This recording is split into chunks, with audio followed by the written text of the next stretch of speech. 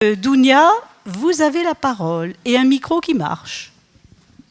Merci. Merci beaucoup. C'est un plaisir de partager votre anniversaire. Moi, je vais être très pragmatique dans ma transmission. Je vais vous faire rentrer dans l'univers du discours djihadiste et de ce qu'il donne aux jeunes filles particulièrement pour arriver à les faire basculer. Vous connaissez la place de laquelle je parle. J'ai été chargée par le ministre de l'Intérieur d'outiller les équipes antiradicalité des préfectures sur un appel d'offres de 1 an. Et dans le cadre de cette mission, j'ai moi-même du coup accompagné plus de 1000 familles qui ont appelé ce fameux numéro vert tenu par les forces de police de l'UCLAT pour signaler la radicalisation de leur enfant. C'est en étudiant les conversations des jeunes filles avec les recruteurs que j'ai eu accès aux conversations, aux motifs, aux utopies données aux filles et aux vidéos. Et c'est tout simplement ça que j'essaye de vous restituer le plus rapidement possible et le plus clairement possible. La première chose que je peux partager avec vous pour que vous ayez une vue d'ensemble, c'est que le processus de radicalité a des petits pas. La plupart des chercheurs qui parlent du djihad s'adressent aux jeunes une fois qu'ils sont sur zone et une fois que leur système cognitif est complètement changé. Nous, comme nous avons des jeunes qui ont été arrêtés à la frontière par la police, nous avons, avec l'aide de ces conversations, accès à toutes les étapes. Et c'est ça que je vais partager avec vous.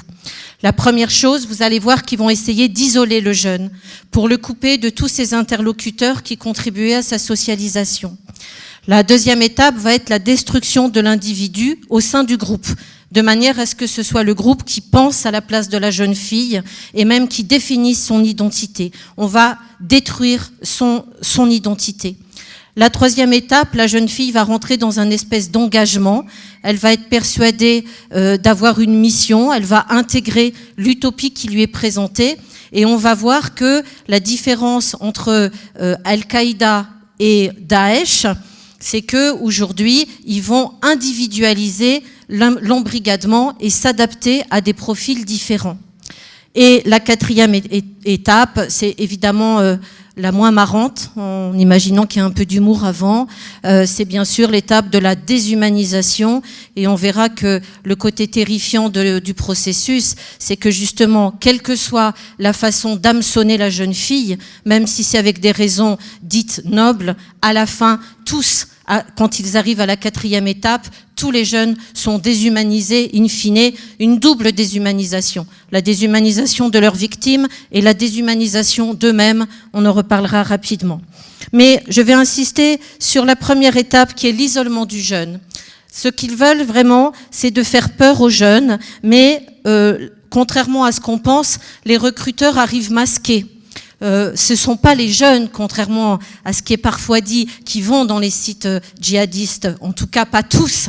Il y a énormément de jeunes qui sont alpagués par des recruteurs masqués. Ils ne viennent pas en donnant leur vraie identité. Ils se font passer pour des nouveaux amis. Ils se font passer pour des petits amis, des séducteurs. Ils se font passer pour des professeurs parfois. Donc, si vous voulez, ils ne donnent pas leur identité. Sinon, pas autant de jeunes ne tomberaient évidemment dans leur filet.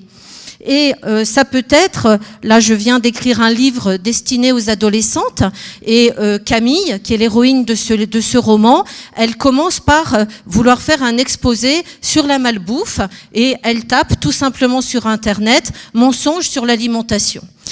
Alors j'ai repris son histoire à elle parce que j'ai eu une quarantaine de Camille qui ont basculé de la même façon, et j'ai construit ce roman sur ce modèle-là. Elle arrive sur une vidéo que vous et moi, on pourrait regarder sur le problème du système productif et sur effectivement ce qu'on mange. Elle arrive sur Nutella et elle se dit « Je vais faire un exposé sur Nutella », vidéo qu'on peut regarder, vous et moi. Hop, j'ai pas de son. Hop, on recommence.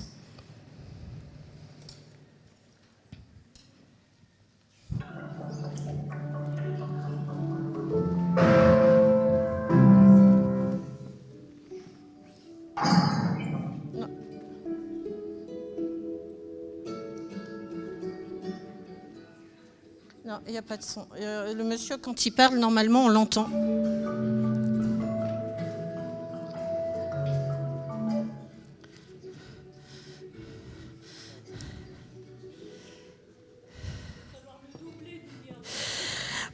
Bon, on n'a pas le temps de perdre du temps. Il dit aux jeunes, en gros, vous mangez du Nutella, vous aimez le Nutella.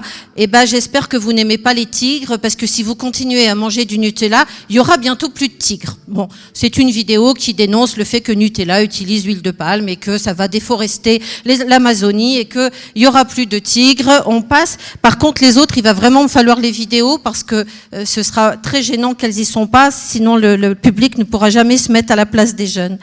Une fois que vous êtes, c'est juste pour vous montrer que ma Camille, une fois qu'elle a fait sa vidéo de Nutella, elle a une deuxième vidéo Nutella où on lui dit le top des entreprises qui font de la malbouffe, que je vous passe parce que cette vidéo, c'est pareil. Sauf que on arrive au top des 5 entreprises qui font du mal. Et au bout du deuxième clic, elle est déjà sur le top des 5 entreprises les plus maléfiques. Donc vous voyez qu'en 2 clics, on est passé du Nutella aux 5 entreprises les plus maléfiques. Ce que je vais vouloir vous prouver, c'est que en fait, en passant la première vidéo Nutella en 5 clics, vous arrivez à la vidéo sur les Illuminati.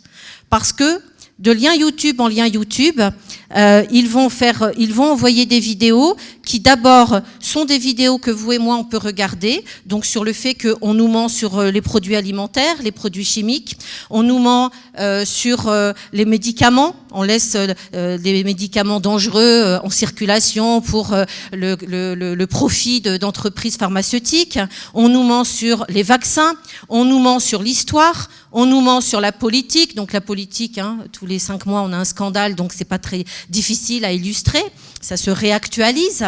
Et l'idée, c'est que le jeune, finalement, déjà, cette première étape, se dit « Ah, c'est pour ça que je me sens si mal à l'aise. C'est parce qu'en fait, tous les adultes me mentent. Je vis dans un monde où je ne peux pas faire confiance aux adultes. » Ça, c'est la toute première étape qui peut concerner quantité de jeunes. Ce qu'il faut bien comprendre, évidemment, c'est que selon l'équilibre du jeune, la vulnérabilité du jeune, il va être plus ou moins sensible à ces images anxiogènes. C'est-à-dire que si le jeune est dans une période où il est bien équilibré, il va refermer l'ordinateur en disant ils exagèrent, ils en rajoutent, ils mélangent le vrai et le faux, je vois bien qu'ils font exprès pour nous angoisser. Si le jeune est vulnérable à ce moment-là, et Dieu sait qu'à l'adolescence, beaucoup sont vulnérables, il va enchaîner les liens YouTube, il va se sentir d'autant plus en sécurité qu'il est dans sa chambre. Il n'est pas dans un lieu où il n'y a pas d'insécurité. Il est avec son nounours, avec ses jouets d'enfant, il est dans son espace à côté de ses parents. Donc, il va enchaîner ses liens YouTube en se croyant en sécurité. Et donc, il va très vite passer du Nutella à des vidéos qui lui montrent que finalement, eh bien, ce sont pas seulement des mensonges, ce sont pas seulement des adultes qui lui mentent, ce sont des sociétés secrètes qui veulent garder le pouvoir et la science pour elles, qui sont bien souvent basées en Israël, et ces fameux Illuminati, ce seraient eux qui auraient 1. Organisé le chômage, 2. Inventé le HIV, 3. Inventé Ebola, 4. Inventé les produits chimiques aussi, et ce sont donc eux qui sont à l'origine de tous ces mensonges, ce qui veut dire que tous les adultes sont soit endormis, soit ils sont achetés par ces sociétés complotistes basées en Israël. Et là, va passer une étape suivante, donc les entreprises sont également... le son est censé marcher là ? Je ne sais pas. Ah, on essaye ? On n'a pas testé avant, c'est difficile de savoir. Oui. Donc au 3e clic, il passe au top des 5 entreprises les plus maléfiques. Bon.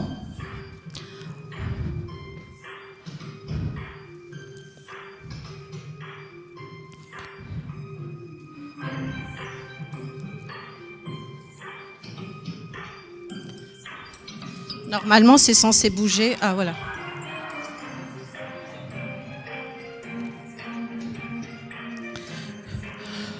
Bon, celle-ci montre comment Monsanto ne respecte pas l'environnement. Et alors, juste derrière, vous avez un lien avec le Coca-Cola. Donc, on en est au 4e clic.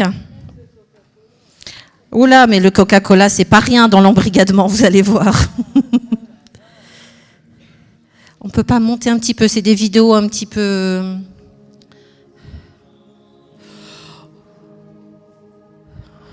Donc vous voyez, ça va... Pour le moment, vous remarquez qu'on ne parle pas d'islam, vous remarquez qu'on ne parle pas de violence, il n'y a pas de tête coupée, hein.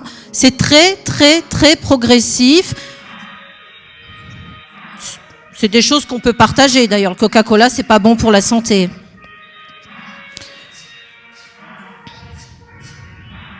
Là, vous voyez, il y a Israël qui arrive.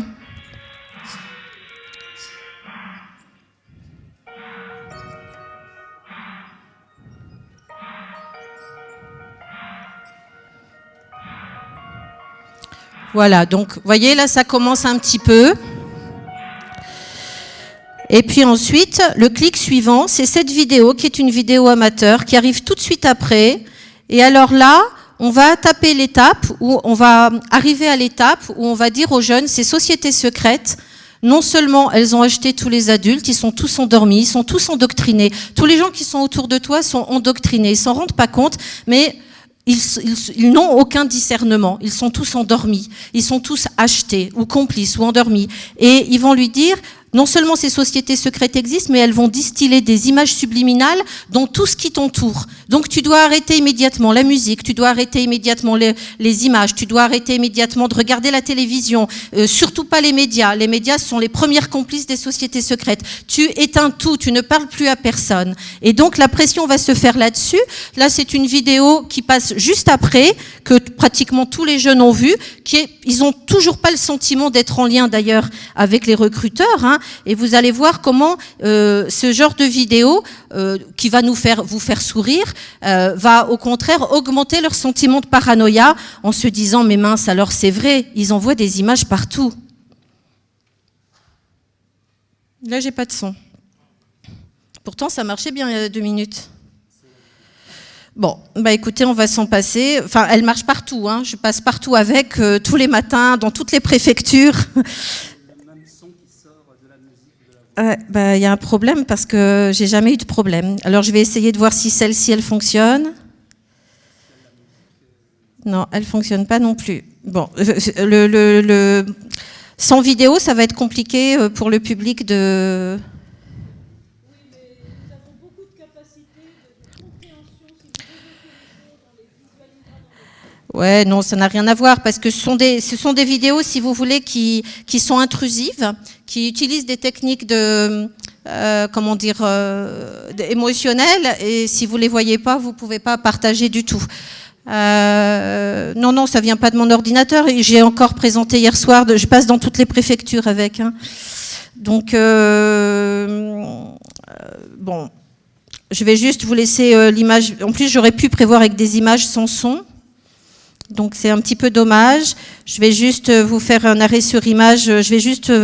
Ce qu'ils vont dire là, c'est que dans Coca-Cola, quand vous mettez devant une glace, eh bien, de manière avec de la lumière et beaucoup d'imagination, en fait, vous allez vous rendre compte que Coca-Cola, en arabe, ça veut dire no Mecque, no Mohamed. Voilà.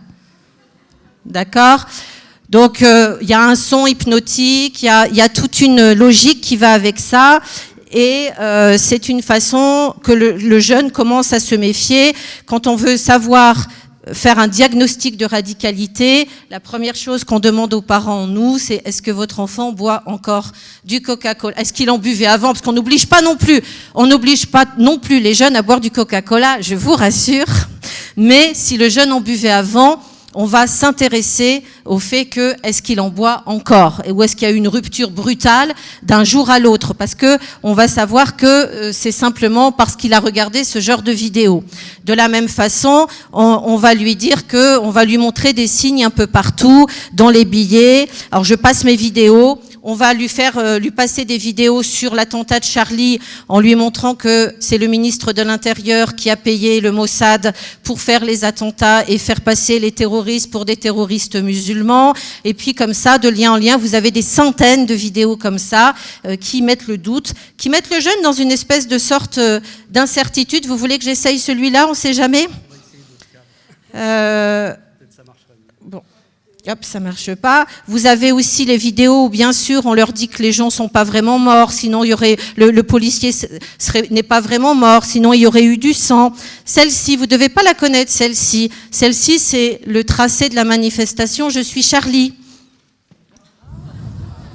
Pas mal, hein? Vous savez que ça nous a fait transpirer. C'est-à-dire qu'on a mis un peu de temps en se disant non, c'est quand même pas possible. Mais si. Et en fait, ils ont étiré la carte de Paris, vous vous en doutez, jusqu'à ce que le tracé corresponde à l'État d'Israël. Mais là, il fallait un petit peu de temps pour comprendre comment ils étaient arrivés à ça. Alors ça a circulé dans tous les Facebook de nos jeunes au départ.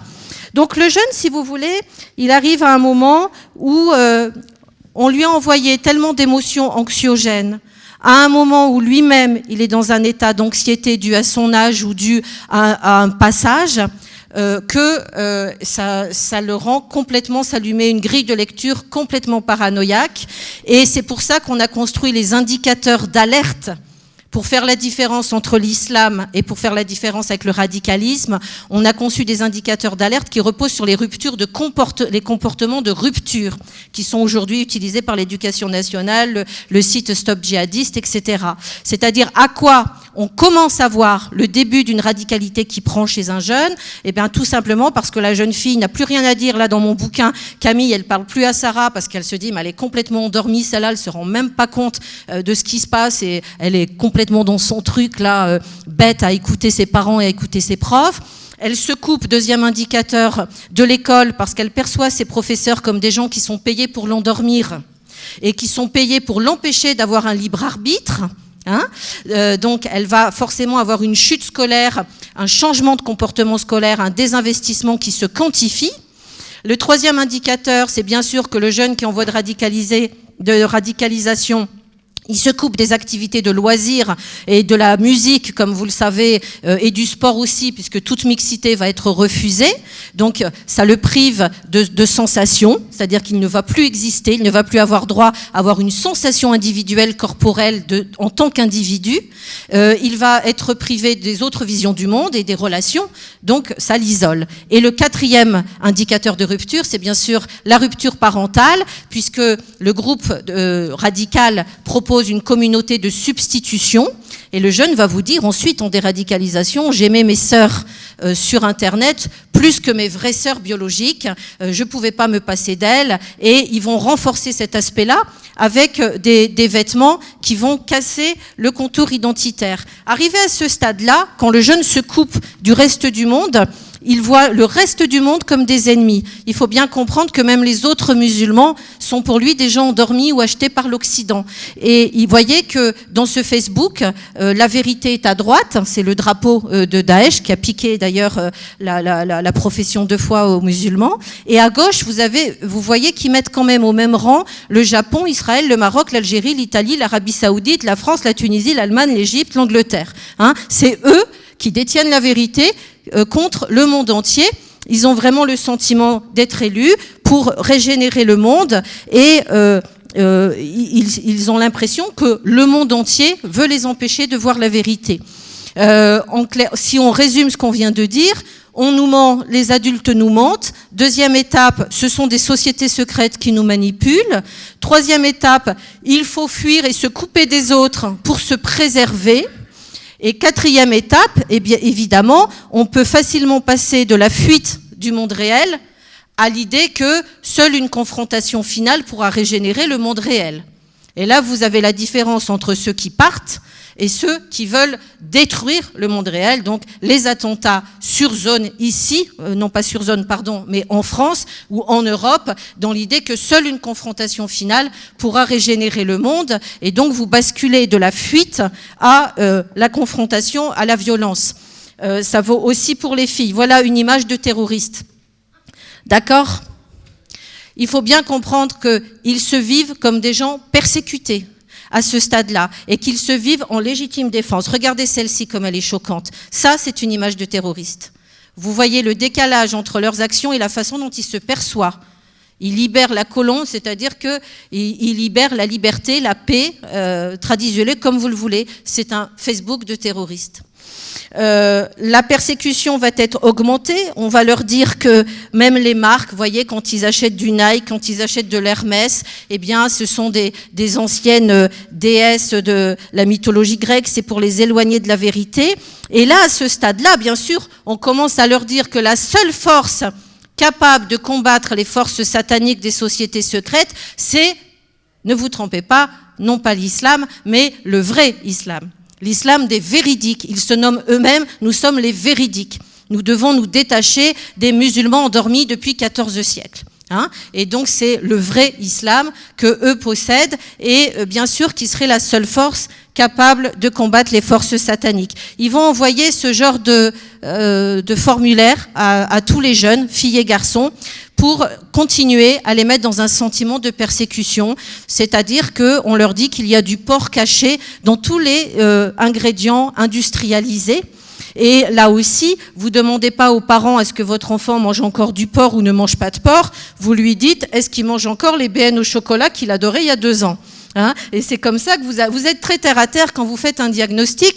Le gamin qui est en voie de radicalisation ne va plus du tout au restaurant puisqu'il est censé vérifier tous les machin truc dans ce qu'il mange. Et comme il sait qu'il n'y a pas accès, il refuse complètement de se mettre à table. Il refuse de manger avec ses parents aussi. Il y a un isolement sur la question de l'alimentation qui est assez fort. Sur les filles, ils vont beaucoup travailler sur la notion du lion. Il faut savoir que le lion, c'est un symbole au départ de protection. Dans la culture musulmane, on dit que le lion, c'est le prophète qui protège ses lionceaux. Et Daesh va s'attribuer le lion comme si c'était eux qui protégeaient. Donc vous voyez dans cette image qu'ils voient les autres pays toujours de la même façon, comme des chiens haineux, des chiens enragés. C'est comme ça qu'ils parlent des autres pays. Et ils vont jusqu'à prendre des petits chats pour symboliser la question du lion. Et ces petits chats sont les cadeaux de mariage de toutes les filles qui se marient par Skype, puisque vous savez que quand les recruteurs arrivent masqués comme des séducteurs, ils se marient par Skype. C'est quelque chose de absolument courant, parce que la jeune fille imagine que si elle est mariée en arrivant, elle va échapper au Makar. Le Makar, c'est une maison fermée, tenue par une matrone, et toutes les femmes de tous les pays du monde, de Chine, du Japon, des pays de l'Est, je vous rappelle que tout le monde est impacté, toutes ces femmes qui ne parlent pas la même langue arrivent avec ou sans enfants, et sont en vérité, dès qu'elles passent la frontière, enfermées dans ces Makars.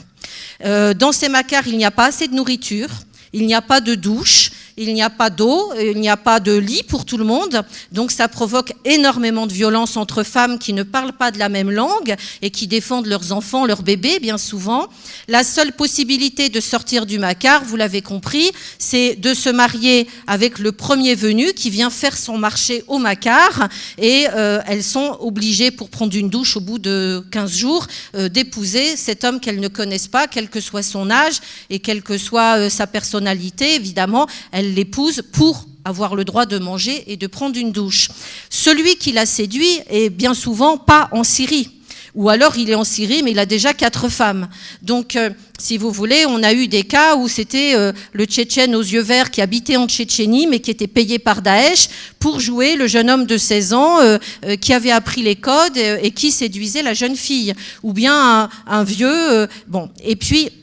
Donc quand elle arrive et qu'elle se marie par Skype, elle croit être en sécurité et arriver avec quelqu'un qui l'accueille, et évidemment elle se retrouve seule, enfermée dans son Makar, et du coup le petit chat et la Kalachnikov sont la dot qui est donnée à la jeune fille quand elle arrive sur place, la Kalash étant remplacée par la ceinture pour les jeunes filles de 12, 13, 14 ans qui sont trop fragiles pour porter une Kalash. Et là, on leur dit, puisque tu es trop fine, on te mettra une ceinture, et si tu veux mourir, on peut te promettre que dans les 48 heures, tu pourras mourir, puisqu'on verra tout à l'heure que mourir sur la terre promise du Cham, ça fait partie des raisons de partir pour les jeunes filles. La façon de dissoudre la personne dans le groupe, c'est bien sûr de effacer son contour identitaire, c'est-à-dire que ce sont des vêtements, vous avez les 3 étapes, vous avez celui-ci qui est le niqab que vous connaissez, qui laisse juste les yeux apparaître. Vous avez le djilbab qui s'est adapté à la loi de 2010 pour ne pas pouvoir être taxé de non-identification du visage et qui laisse uniquement apparaître le visage.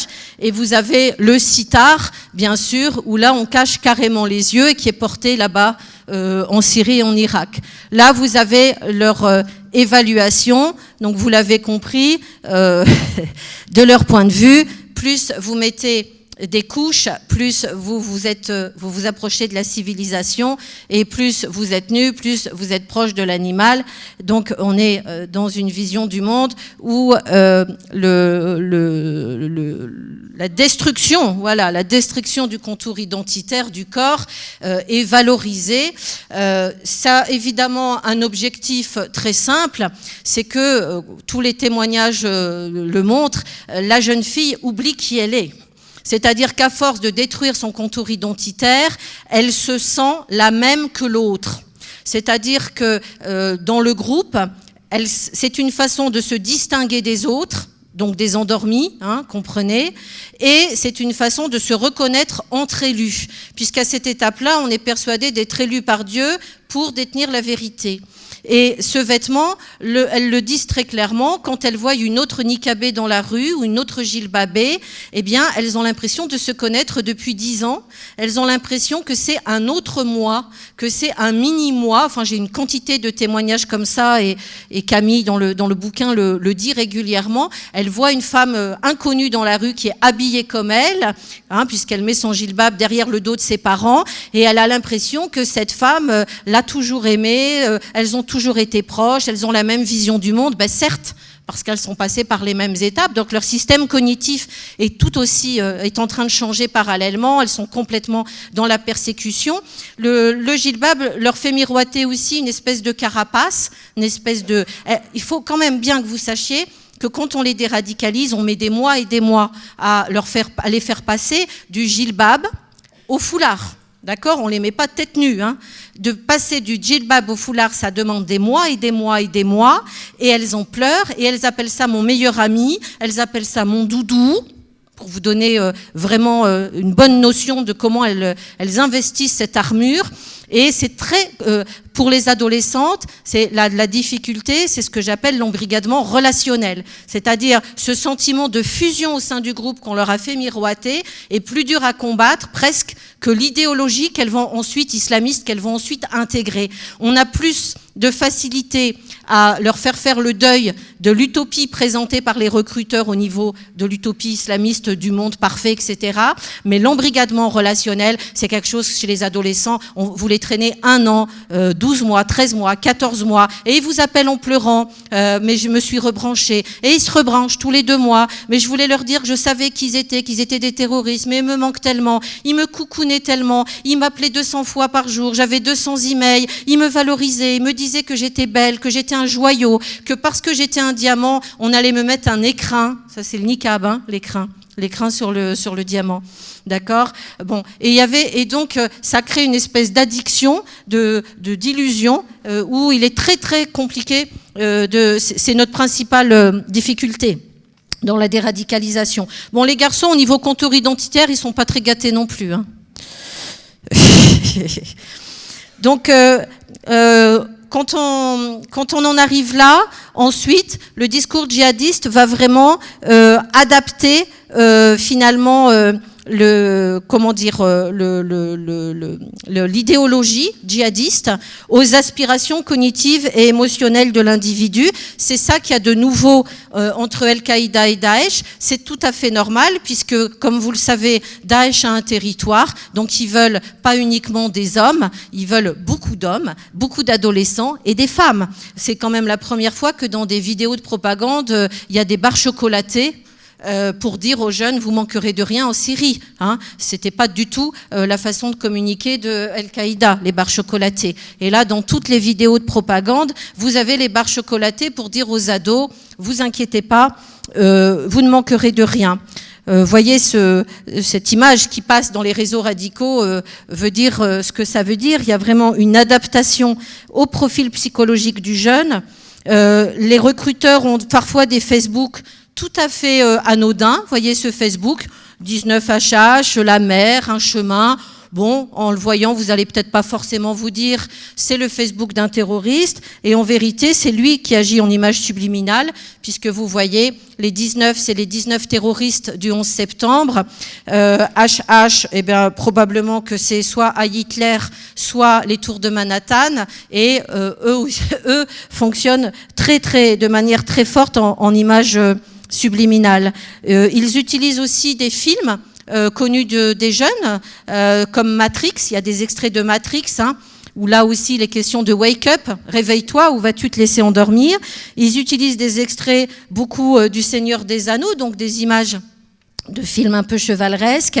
Ils utilisent des icônes comme ça, vous voyez, quand ils ont des messages importants, par exemple le fait qu'il faut quitter sa mère, où là ils vont beaucoup s'attarder. Ils savent que la rupture familiale, ça va être plus compliqué que la rupture scolaire et la rupture du football. Donc quand il s'agit de la rupture familiale, ils la préparent beaucoup. Ils disent, ben là le diable va venir toucher ton cœur, et si tu penses encore à ta mère, si tu as encore quelque chose pour ta mère, laisse tomber. C'est que tu n'es pas vraiment élu. Plus tard, on verra, quand tu seras vraiment élu, mais là, Dieu t'a pas choisi. Va, retourne dans les jupons de ta mère. Donc ça, c'est radical. Donc c'est même pendant le départ, nous on a chopé des conversations sur Facebook où les recruteurs et les gamins disent mais ma mère a eu une crise cardiaque. Non, c'est le diable qui lui fait semblant d'avoir une crise cardiaque pour voir si vraiment tu es motivé, que tu es élu, ou si tu n'es pas élu. Enfin, c'est quelque chose d'assez dur quand on le vit en direct. Donc quand ce sont des messages principaux, il utilise cette icône, en tout cas le principal recruteur francophone, qui a fait le plus de dégâts avec les mineurs. Moi là je suis avec vous beaucoup avec les filles et les mineurs. Donc par exemple, il leur dit, je vous préviens, on va vous dire que vous êtes égarés loin de l'enseignement de l'islam, on va vous dire que vous avez changé, qu'avant vous étiez mieux, on dira que vous vous êtes radicalisés, on dira de vous que vous êtes endoctrinés, tout le monde vous méprisera. Et voyez, quand moi je voyais cette icône, j'étais absolument persuadée qu'il s'agissait d'une femme voilée dans l'ombre. Et quand on a déradicalisé nos premiers garçons, ils nous ont dit mais n'importe quoi, vous n'avez pas compris, c'est le personnage d'Assassin's Creed des jeux vidéo. C'est-à-dire que, en fait, les recruteurs ont quand même eu la finesse d'utiliser une icône où à la fois les hommes et les femmes peuvent s'identifier, une icône asexuée, mais qui correspond à la fois aux jeux vidéo des garçons et à la fois qui peut correspondre à un personnage voilé. Donc vous voyez quand même le niveau de communication qu'ils peuvent avoir, et des images de scouts aussi, pour dire qu'il faut partir là tout de suite, des images philosophiques complètement universelles. Vous voyez que ça, c'est des images de 19 HH, une vidéo qui a fait énormément de mal pour les jeunes francophones. Vous voyez ce genre d'image qui fait comme si finalement il y avait un monde meilleur qu'on pourrait construire. Alors justement, pour les filles, il y a 3 motifs d'embrigadement qui sont les plus courants.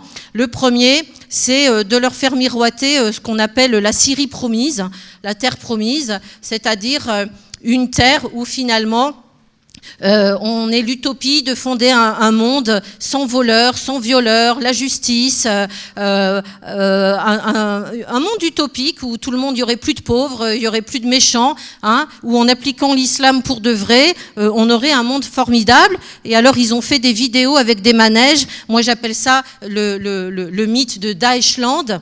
Ils ont fait des vidéos avec des manèges pour faire venir les jeunes. Je ne sais pas si ça marche mieux.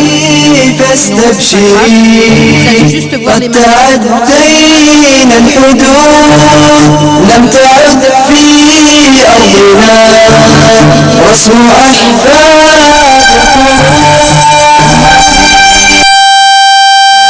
Alors,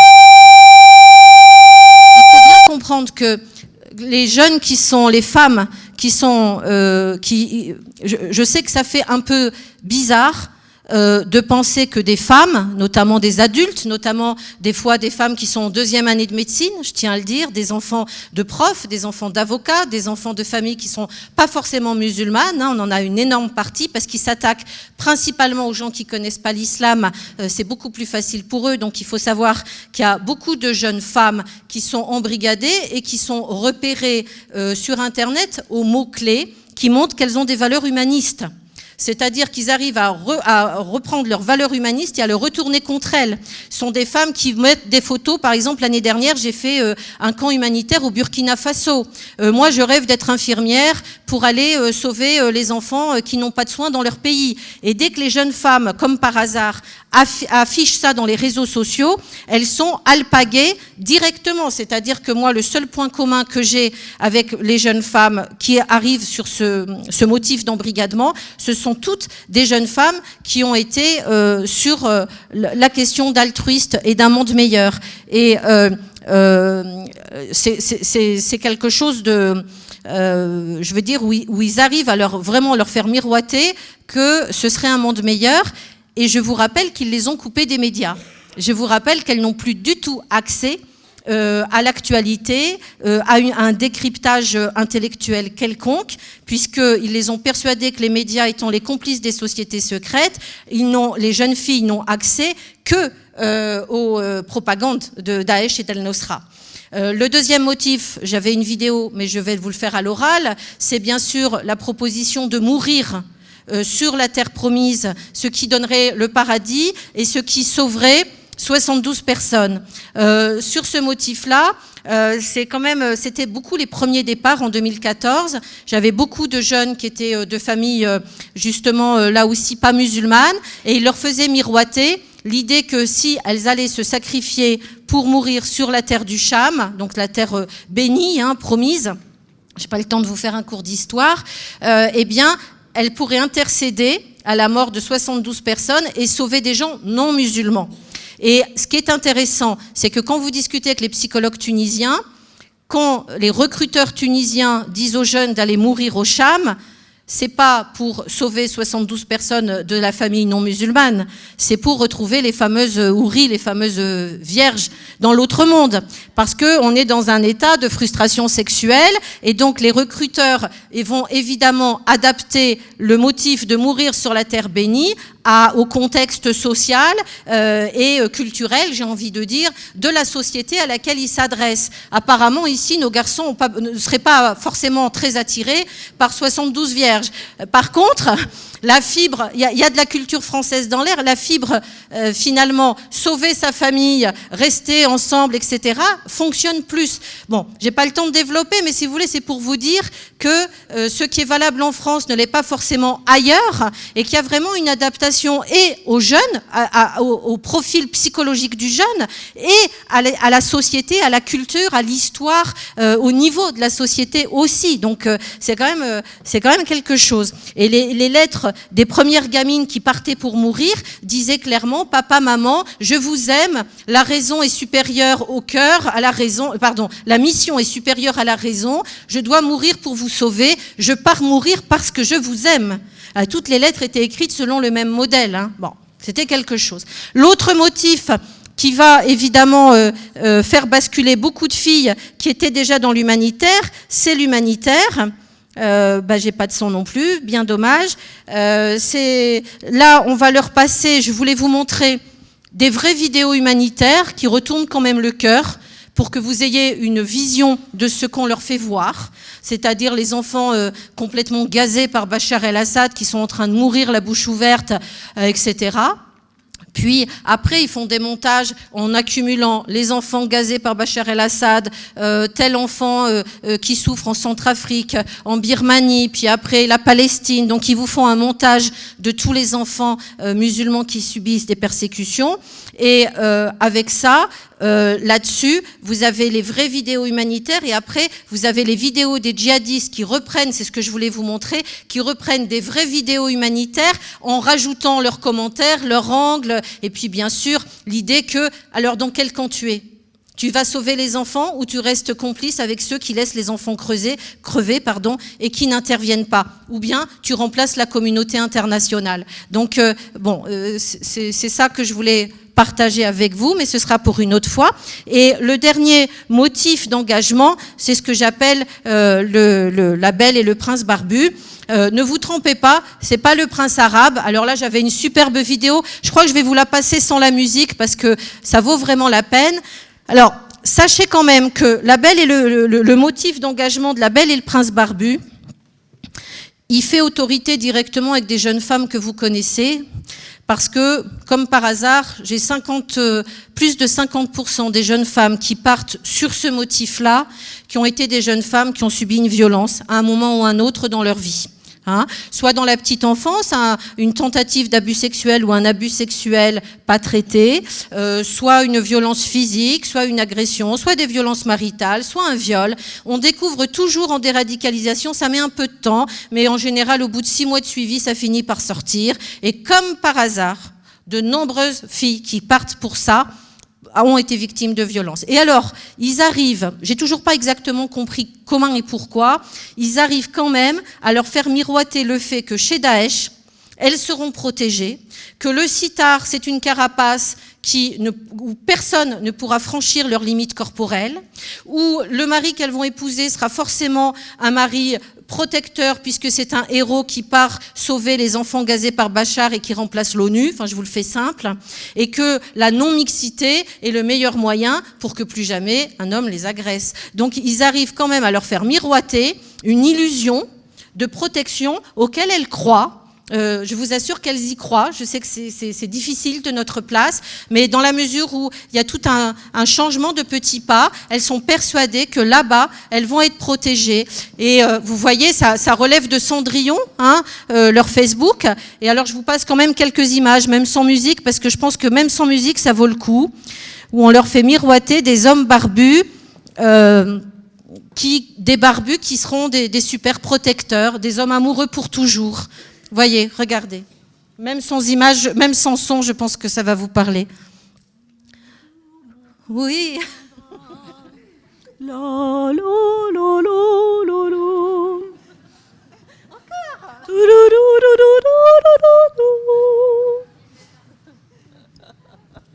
Alors vous allez avoir la version occidentale bientôt. J'attends la version occidentale et le bouquet de fleurs et puis j'arrête.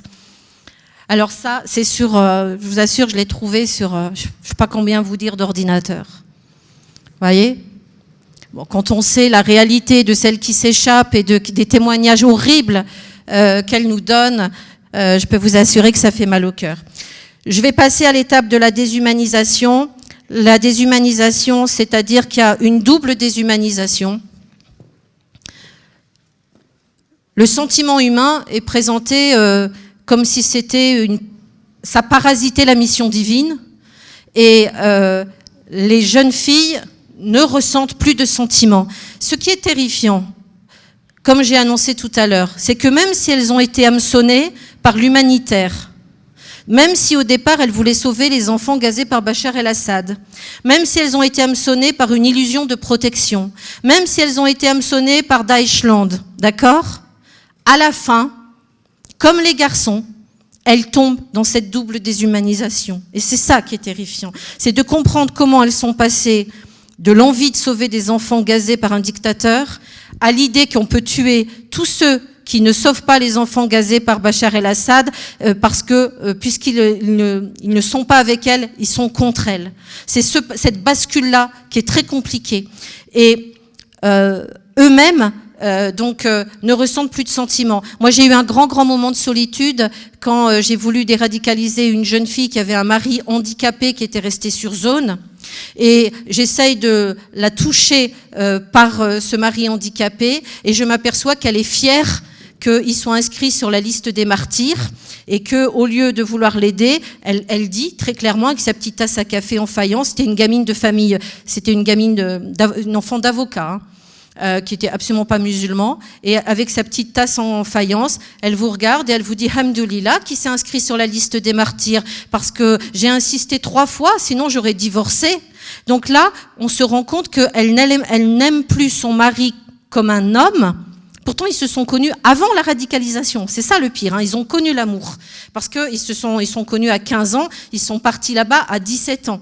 Donc, ils ont connu les sentiments. Eh bien, elle est à un point où elle ne l'aime plus comme un être humain, mais elle l'aime juste pour l'idée qu'il va se sacrifier pour la cause. Il n'existe plus en tant qu'être humain. Hein, et le sentiment humain n'existe plus pour elle. C'est comme un parasite. Donc ça, c'est la déshumanisation du jeune lui-même, qui est très dur quand c'est une femme à vivre de l'autre côté, quand les parents nous appellent et que les jeunes filles sont déjà sur zone et sont déjà en complicité de déshumanisation, cautionnent les exactions de Daesh. C'est très très dur à vivre pour les parents. Bien entendu, il y a une déshumanisation des victimes, puisque vous savez que ça, c'est le trait commun entre Daesh et le nazisme. Ils ne font pas que tuer leurs ennemis, ceux qu'ils voient comme leurs ennemis, mais ils leur enlèvent la forme humaine pour justement qu'il n'y ait pas de similitude entre eux et l'autre, et ils les déshumanisent de façon à pouvoir les tuer comme de simples objets, comme on brûlait les juifs pour les tuer et les exterminer plus facilement. C'est le point commun dans la façon de bouleverser les repères civilisationnels, j'ai envie de dire. Là, je vous ai montré cette photo uniquement parce que c'est une jeune fille qui était première de classe, en première ES, pas sur Paris, dans une petite province, une famille mixte, première de classe. Elle a basculé en 3 mois. Les 2 premiers mois, elle a été en juge des enfants pour embrigadement sectaire. Et dès lors qu'elle a commencé à rigoler de ce monsieur qui a une tête coupée et qui tient sa tête entre les mains, enfin je veux dire, vous avez compris, eh bien, dès qu'elle est passée sur l'humour, là, elle est passée au juge antiterroriste. Je vais vous montrer une deuxième photo où elle rigole de tête coupée. Je vous le préviens, pour ceux qui... Elle est un peu plus dur, donc je vous le préviens pour que les gens qui veulent pas regarder ne soient pas obligés. Ce qui m'intéresse, c'est le commentaire de la jeune fille. Parce que cette jeune fille, c'est une gamine qui au début est partie pour un motif humanitaire. Et c'est pour vous montrer le passage de l'hameçonnage à la déshumanisation, et c'est ça le plus difficile. Voilà, là, elle rigole et elle dit « Ils ont vraiment pas la tête sur les épaules, ces gars. » Et là, effectivement, elle passe en juge. Elle est même partie en prison. Hein. C'est bon. C'est ça qui est important de comprendre. C'est que, quel que soit l'hameçonnage, eh bien, il y a un bouleversement, une désorganisation émotionnelle. Vous voyez, ça, c'est une photo, pareil, qui s'échange entre filles, comme si c'était valorisant d'associer un bébé à des bombes, des fusils, etc., le Coran derrière. Donc, vous voyez, il y a une recherche d'ébranler nos repères émotionnels et civilisationnels qui est au-delà d'une guerre. C'est pas une simple guerre. Ça, c'est l'illustration de ce que je vous ai annoncé, la fameuse phrase « Nous aimons la mort plus que vous n'aimez la vie ». Et ça concerne aussi des jeunes femmes. Ça, c'est pareil. C'est une jeune étudiante qui s'est déshumanisée en moins de 4 mois. Donc, je vous dis 3 mots de la déradicalisation. On a beaucoup de pays qui viennent à nous pour comprendre cette méthode, parce que bien souvent, la déradicalisation veut s'attaquer tout de suite au système cognitif. C'est-à-dire qu'on se dit, il suffit d'expliquer aux jeunes le bon islam et puis tout va aller bien. Ce qu'on oublie, c'est que la définition du radicalisé, c'est qu'il pense qu'il détient la vérité et qu'il est dans un système où justement il est persuadé que tout le monde est contre lui, et à part le chef du califat, personne n'a de légitimité à ses yeux. Et c'est vrai que nous, la méthode qu'on a construite, c'est vraiment grâce aux parents. Il faut rendre hommage aux parents et notamment aux mamans, parce que très nettement, moi je pense que c'est énormément les mamans qui sauvent leurs enfants, et elles ont développé à l'instinct, elles ont compris à l'instinct que puisque Daesh était passé par les émotions pour rendre le jeune parano, il fallait qu'elle passe aussi par les émotions pour désamorcer ça, pour finalement remettre le jeune dans une situation où il est obligé d'être rassuré. Et instinctivement, les mères de famille, elles ont construit ce qu'elles appellent la Madeleine de Proust. Alors tout le monde s'est fichu de nous avec cette histoire, mais moi je trouve ça formidable que des mamans, toute origine, tous milieux sociaux ont conçu ça, et elles ont trouvé que quand elles faisaient revivre des souvenirs d'enfance à leurs filles notamment, eh bien, c'était plus fort qu'elle, la gamine. Parce que quand vous refaites les mêmes gestes dans les cheveux au moment du coucher, quand vous chantez la même berceuse, quand vous écoutez la même musique en faisant soit votre couscous, soit votre blanquette de veau, soit ce que vous voulez, ou en faisant le ménage, et les mêmes gestes, eh bien, c'est plus fort que elle. Les gosses, elles se mettent à pleurer parce qu'en fait, on a compris ensuite, parce qu'après les psys sont venus vers nous, nous ont dit on va vous expliquer pourquoi ça marche. Et en fait, ils nous ont dit c'est parce que elles ressentent des choses dans leur corps.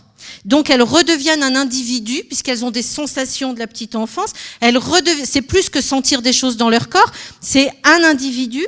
Et du coup, elles se détachent de leur groupe radical, c'est plus fort qu'elles. Et c'est pour ça que ça les rassure, parce qu'en fait, elles reviennent à elles-mêmes, en fait, à leur repère mémoriel, affectif, historique, l'espace d'un instant.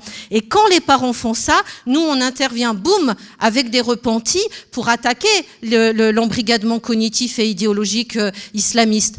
On arrive avec des repentis, et là, les repentis, ils vont raconter le vrai visage de Daesh. Qu'est-ce que fait Daesh? Qui tue les enfants bout portant, les viols, les machins, les trucs. Là, oui, les repentis, ils arrivent et ils aident le jeune à faire le deuil de cette utopie. Mais si les mamans n'étaient pas là, enfin les mamans et des papas, mais c'est quand même, écoutez, sur 1046 jeunes, je peux vous assurer qu'il y avait quand même bien 1000 mamans qui ont conçu ça, qui ont passé leur nuit, leur week-end, au lieu de pleurer, à se redresser. Qu'est-ce qu'elles étaient fortes, parce que quand vous voyez votre enfant qui est un autre, qui est un étranger, un alien complètement anesthésié, en automate, qui vous dit des horreurs, qui va dire c'est normal, ils l'ont bien cherché au niveau des attentats. Votre propre enfant que vous avez élevé avec amour, je peux vous assurer que ces mères, c'est vraiment chapeau. Et c'est elles qui ont conçu les indicateurs d'alerte, que maintenant le ministre de l'Intérieur, que maintenant l'Éducation nationale ont repris, ce sont les mamans qui l'ont construit. C'est elles qui ont construit la méthode de déradicalisation qui fonctionne, que le Canada veut nous acheter, ce sont les mamans qui l'ont construit. Et moi, j'ai été juste un trait d'union. Merci d'avoir partagé ça avec moi.